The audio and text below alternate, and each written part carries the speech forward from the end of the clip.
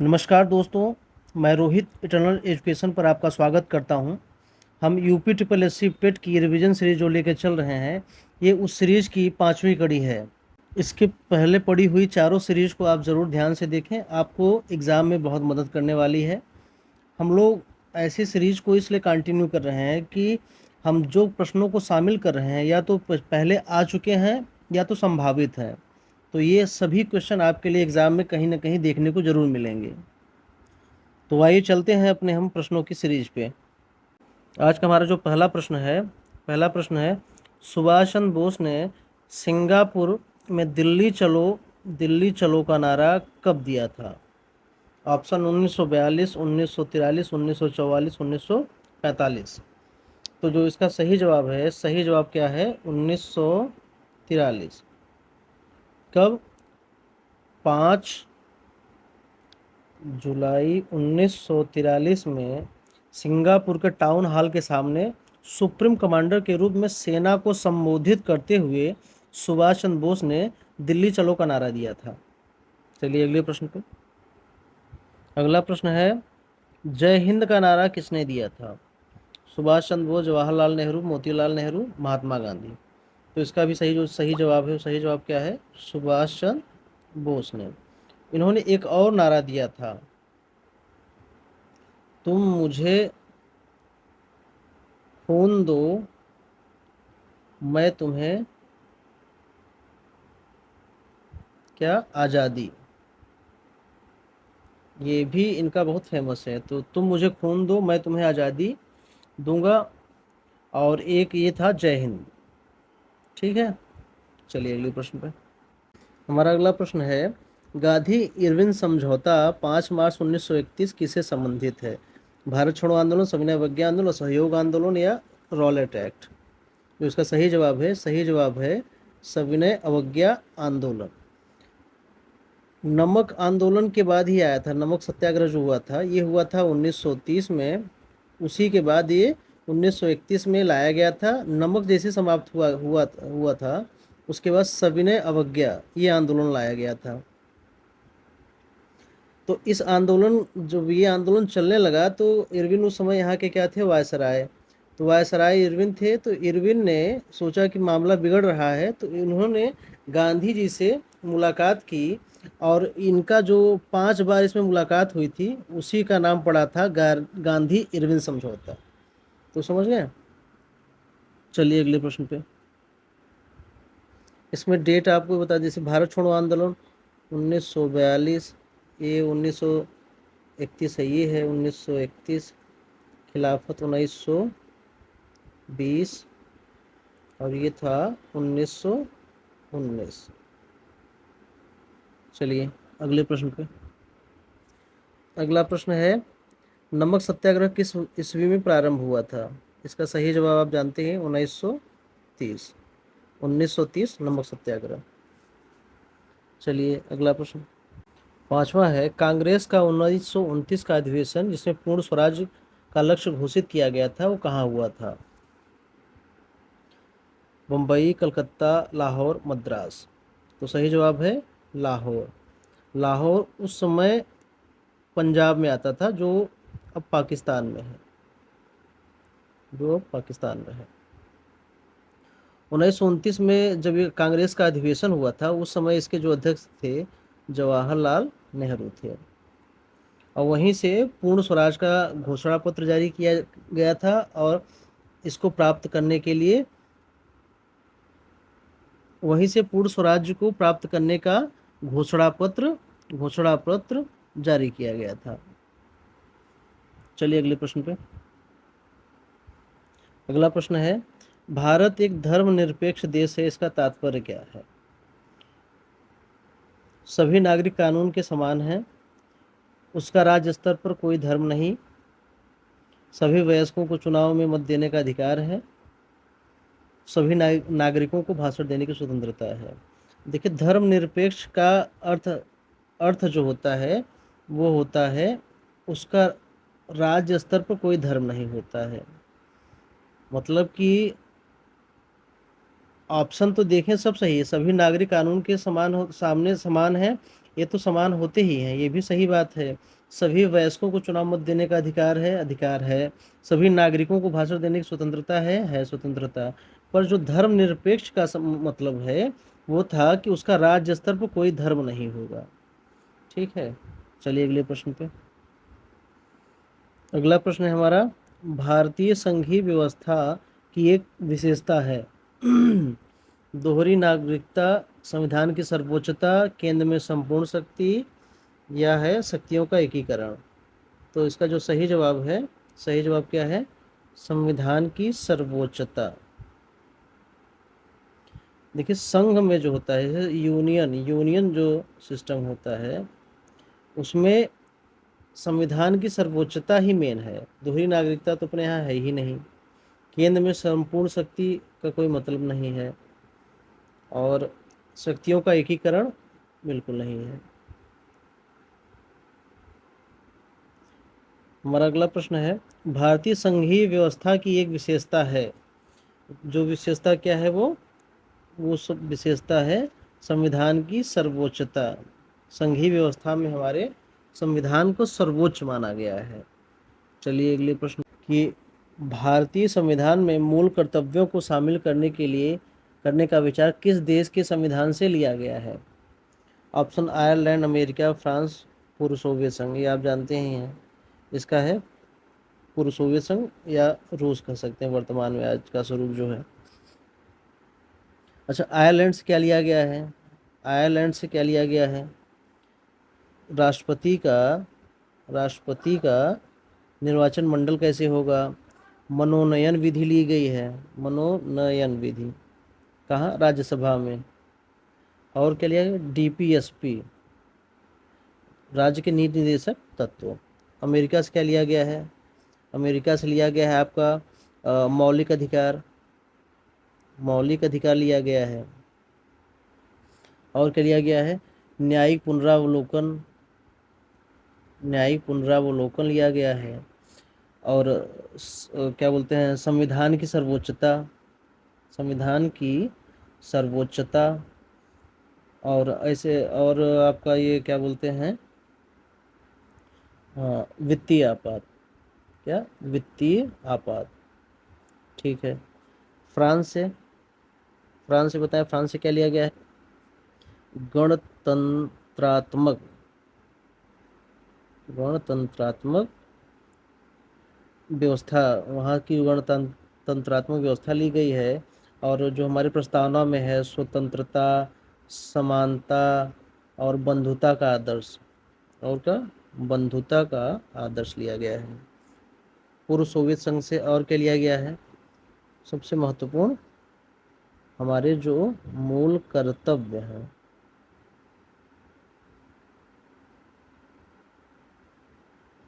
मूल कर्तव्य।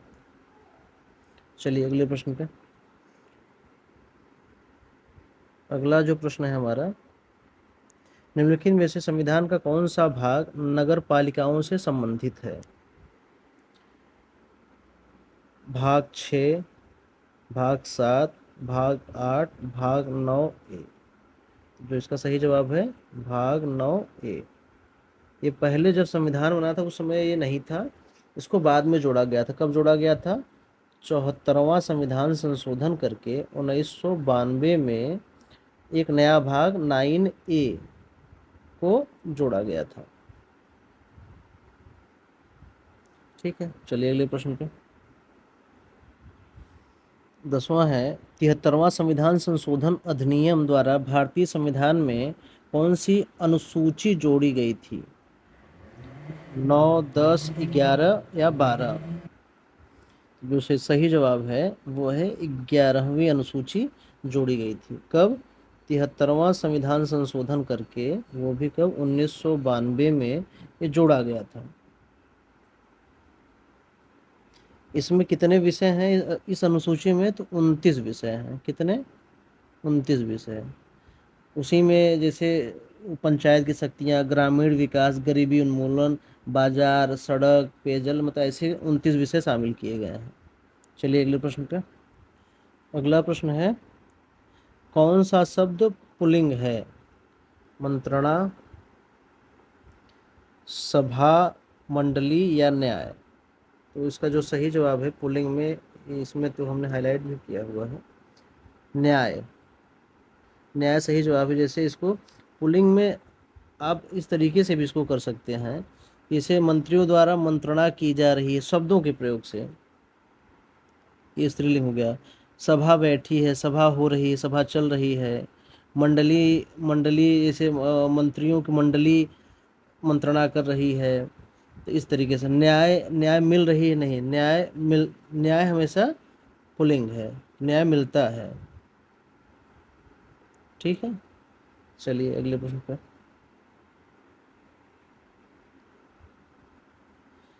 निम्नलिखित में से कौन सा शब्द वर्तनी की दृष्टि से शुद्ध है? तो शुद्ध प्रतिनिधि लिखा है, तो प्रतिनिधि ऐसे भी है, प्रतिनिधि ऐसे भी, प्रतिनिधि ऐसे भी लिखा है, प्रतिनिधि ऐसे। तो शब्द का जो उच्चारण बोल रहा है प्रतिनिधि, प्रतिनिधि, प्रतिनिधि, प्रतिनिधि, प्रतिनिधि। आप ये सब क्वेश्चन ऐसे हैं जो एग्जाम में फंसाते हैं, तो आप इनको थोड़ा सा बारीकी से इनको देखिए, क्योंकि शब्द तो बहुत हैं, आप कितनों को देखेंगे, पर ये है कि कुछ जो इम्पोर्टेंट शब्द हैं जो फंसाने वाले होते हैं उनको आप जरूर देख लें। तो इसमें जो सही जवाब है ये वाला प्रतिनिधि। त्रिशंकु को, त्रिशंकु होना का उपयुक्त अर्थ है चारों ओर ध्यान देना, किसी ओर का न रहना, तीन तरफ ध्यान रहना, या केवल ऊपर देखना। तो इसका जो सही जवाब है किसी ओर का न रहना, मतलब किसी ओर के, मतलब अब तीन तरफ देख रहे हैं, त्रिशंकु होना, न इस पे फोकस हो पा रहा है, न इस पे न इस पे, तो किसी ओर का न रहना, किसी ओर का न रहना। चलिए अगले प्रश्न पे। अगला प्रश्न है, कमल के फूल पर भंवरे मंडराते हैं, वाक्य के रेखांकित शब्द को पर्यायवाची नहीं है। जो नहीं है उस पर ध्यान देना, जो पर्यायवाची मतलब भंवरे का जो पर्यायवाची नहीं है। मधुकर, मधुप, जलज, भ्रमर। तो इसमें जो नहीं है वो है जलज। इसका जो सही, इसका ये क्यों नहीं है? जल धन ज, जल में ज से जन्म लेने वाला, तो जल में कौन जन्म लेता है? कमल। कौन? कमल का फूल। इस कमल को जलज बोलते हैं, बाकी ये सब भंवरे के, मधुकर, मधुप और भ्रमर भंवरे को बोलते हैं। अगला प्रश्न क्या है? अगला है, कर का अर्थ इनमें से क्या नहीं होगा? हाथ, किरण, टैक्स या पोथी। कर का हाथ तो होता है, किरण भी होती है, हाथ होता है, किरण होती है, टैक्स, टैक्स जो आप कहते कर पेमेंट कर रहे हैं। पोथी, पोथी जो है पुस्तक का होता है, ये नहीं है, ये किसका है? पुस्तक का। चलिए अगला प्रश्न। तथैव का सही संधि विच्छेद है तथा, तथा धन एव, तथ धन एव, तथैव, तथै धन एव, या त धन थैव। पहले तो ये बताइए संधि कौन सी है? जो ये संधि है ये है वृद्धि संधि। इसके सभी चार जो क्लास में हमने हमने लगभग स्वर संधि को सभी को कवर कर दिया है। हमने दीर्घ भी देख लिया, हमने गुण भी देखा, हमने यण भी देखा, अयादि देखा, और आज हम देख रहे हैं वृद्धि संधि।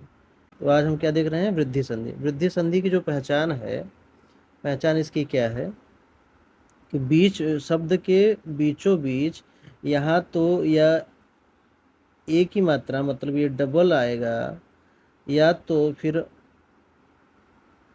औ आएगा, या तो क्या आएगा? औ आएगा। बीचों बीच इस पोजीशन पे यहाँ यहाँ आएगा। एक तो ये पहचान अ या औ। अच्छा, इनका जो ये कॉम्बिनेशन जो अ बनता है, या तो अ से और ए से ऐसे बनेगा है, या तो आ धन ए से बनेगा, ओ बनेगा, अ धन ओ से बनेगा, औ, या आ धन ओ से बनेगा। ठीक है, तो इसका जो हम तथैव का करेंगे, हम क्या करेंगे? तथैव का, तथैव, इसका जो संधि विकसित करेंगे तो ये हो जाएगा त था धन एव, तथा, तथा धन एव। तथा में यहाँ आ रहा है, यहाँ क्या है, आ रहा है, और यहाँ स्वर है ये है, तो आ धन ए, आ धन ए से क्या बना, ये वाला दिख रहा है, ये वाला आ धन ए से ये बना, तो ये हो गया तथा। ठीक है, ये वृद्धि संधि में, इसमें कई कई उदाहरण हैं, इसको हम जब डीपली में पढ़ेंगे तो उदाहरण सहित आपको विधिवत एक्सप्लेन करेंगे। चलिए अगले प्रश्न पे। अगला प्रश्न है पो धन अन, ये पहले क्वेश्चन आ चुका है। पो धन अन किस स्वर संधि का उदाहरण है, तो ये सही कौन सी संधि है, अयादि संधि। कौन सी संधि है, अयादि संधि। अच्छा, इसका बता दिए, पो धन अन मिलके बनेगा क्या, मिलके बनेगा क्या, पवन। हमने एक चीज़ और आपको बताई थी कि इनका जो उच्चारण, ये तीन होते हैं, एक तो तीन अक्षर के होते हैं, तोड़ने पे कोई अर्थ सही नहीं निकलता है, और इनके उच्चारण में अय, आय, अव, आव ये आते हैं। तो क्या है, पवन, तो इसमें क्या है, पवन, अव, अव, अव जब आता है तो मात्रा में क्या लग जाता है, मात्रा में ओ की मात्रा लगती है, तो ये यही है पो धन अन, पो धन अन। इसमें वो कट जाता है, वो कट जाता है तो यहाँ अ बचा, और अव की मात्रा का उच्चारण निकलने की वजह से ये अयादि संधि में आया है। तो अव जहाँ आता है उसके पहले सब वाले शब्द में ओ की मात्रा लग जाएगी, तो वह पो हो जाएगा, वो कट जाएगा, तो यहाँ अ बचेगा, तो पो धन अन, पो धन अन, पो धन अन। चलिए अगले प्रश्न पे। अगला प्रश्न है पहला विश्व हिंदी सम्मेलन कब और कहाँ हुआ था। 1993 Port Louis Mauritius, 76 Port Louis Mauritius, 83 Delhi Bharat, या 75 नागपुर भारत। तो इसका जो सही जवाब है 1975 नागपुर भारत में इससे शुरुआत हुई थी। ये पहला था, पहला विश्व हिंदी सम्मेलन, विश्व हिंदी सम्मेलन। ठीक है, दूसरा तब कहाँ हुआ था, दूसरा हुआ था ये था सेकेंड। ठीक है, कलर चेंज कर दें, और ये 83 वाला ये कहाँ, ये तीसरा है, थर्ड है, दिल्ली भारत में हुआ था, और ये है फोर्थ। तो एक बार फिर देख लें, पहला हिंदी विश्व सम्मेलन कब हुआ था, 1975 नागपुर भारत में, दूसरा वाला हुआ था पोर्ट लुइस मॉरिशस 1976, तीसरा 1983 दिल्ली में, और चौथा जो हुआ था 1993 पोर्ट लुइस मॉरिशस में। अगला प्रश्न है हिंदी की सबसे प्रसिद्ध पहली आत्मकथा कौन सी थी। प्रसिद्ध पहली आत्मकथा मतलब ऐसी नहीं पहली लिखी गई थी, प्रसिद्ध पहली। तो जो पहली प्रसिद्ध थी वो थी मेरी आत्मकथा, सबसे प्रसिद्ध थी मेरी आत्मकथा। पर अगर पहला पूछा जाएगा तो पहला था अर्थ कथा, ये पहला था, पर ये क्या था, प्रसिद्ध, ये था प्रसिद्ध फर्स्ट। मतलब जो पहला फेमस हुआ था वो मेरी आत्मकथा, मेरी आत्मकहानी। चलिए अगला प्रश्न, हिंदी के पहले महाकवि कौन थे। आप सब जानते हैं, पृथ्वीराज रासो, चंद्रबरदाई, जलहन, डॉक्टर बुलहर। तो महाकवि थे चंद्रबरदाई। पृथ्वीराज रासो क्या है, ये महाकाव्य है, महाकाव्य इसको बोला गया है। चलिए, तो आज का बस इतना ही प्रश्न हमने शामिल किया था। हम रोज की तरफ 20 प्रश्न को शामिल करते हैं, और आप अपनी तैयारी को और अधिक कर दीजिए, क्योंकि एग्ज़ाम का एक समय एकदम नज़दीक आ चुका है। अब आप जितना रिवीजन कर सके अपनी चीज़ों को, जितना ज़्यादा रिवीजन कर सके उतना रिवीजन करिए, प्लस प्रैक्टिस सेट करिए, प्लस प्रैक्टिस सेट करिए। ठीक है, करंट अफेयर मैं जल्द ही लाने वाला हूँ, तो आप करंट अफेयर आपको अपडेट मिल जाएगा पूरा 6 मंथ का। 6 मंथ का क्या करेंट अफेयर। तो जल्द ही इसी चैनल पे मिल जाएगा, तो आप हमारे साथ जुड़े रहें और अपनी तैयारी को आधार देते रहिए ताकि आप इस एग्ज़ाम में अच्छा नंबर प्राप्त कर सकें। हमारे साथ रिवीजन सीरीज देखने के लिए आपका बहुत बहुत धन्यवाद। मिलते हैं अगली सीरीज में, तब तक के लिए जय हिंद।